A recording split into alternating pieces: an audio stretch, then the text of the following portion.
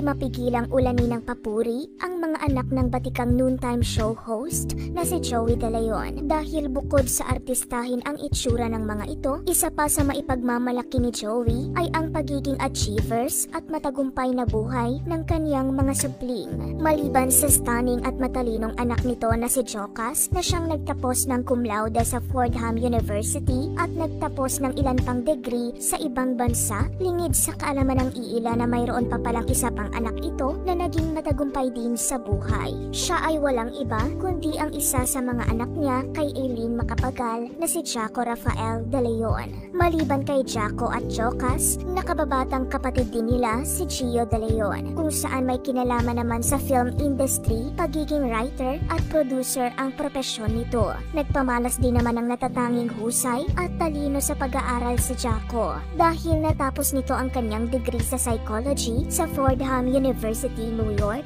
para sa kanyang pre-med course. Ayon sa artikulo ng GMA Entertainment, kalaunan ay nagtrabaho ito sa developmental pediatrics kung saan involved ang mga batang mayroong mental disabilities at autism. Hindi gaya ng mga anak ni Joey sa veteran actress na si Daria Ramirez na sina Chini at Kimpi De Leon na kilala sa pag-arte sa harap ng kamera, naging pribado naman ang buhay ng mga anak nito sa kasalukuyang misis. Pero namumukod tangi si Jaco dahil konektado sa naturang industriya ang pinagkakaabalahan nito sa buhay. Tila na naig ang interest nito sa video production at naging executive producer siya sa GMA News TV. Matapos manumbalik dito sa Pilipinas, nag-focus din si Jaco bilang content creator at nag-produce ng iba't ibang programa sa YouTube.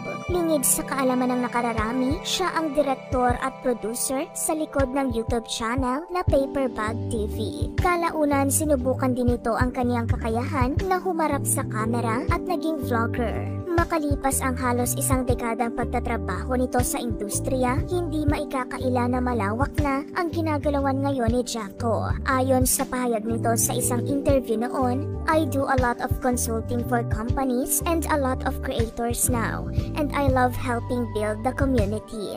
Makikita sa social media account ni Jaco na madalas silang magkasama ng sikat na vlogger na si Will Dasovich dahil lingid sa kaalaman ng iilan na siya pala ang mentor ng YouTuber. Sa kabilang banda, isa naman sa malaking parte ng childhood memories nito ay nang minsan na siyang naging parte noon sa pelikula ng kanyang ama na pinamagatang Starzan. Samantala, maliban sa kanyang successful career, masaya rin ang buhay may asawa nito ngayon matapos siyang maikasal noong March 2019 sa kanyang 5-year girlfriend na si Gillian. Abala rin ito bilang isang first-time dad sa kanilang 3-year-old son at unang anak na si Jacob Ethan.